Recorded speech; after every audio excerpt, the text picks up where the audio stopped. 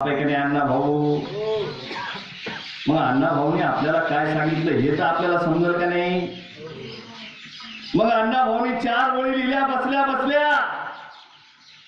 आणि अण्णा भाऊ म्हणतात, जेव्हा भाषणाला अण्णा भाऊ साठी उभा राहिले तेव्हा म्हणाले की जग बदल घालून गाव सांगून गेले मला भीमराव.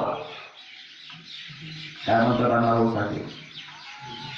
जग बदल घालून गाव सांगून गेले मला भीमराव.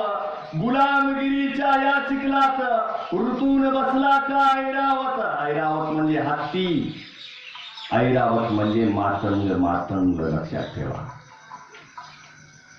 गुलामगिरीच्या या चिखलात ऋतून बसला का ऐरावत. अंग झाडून निघ बाहेरी घेबिनी वरती घाव. जग बदल घालून घाव सांगून गेले मला भीमराव.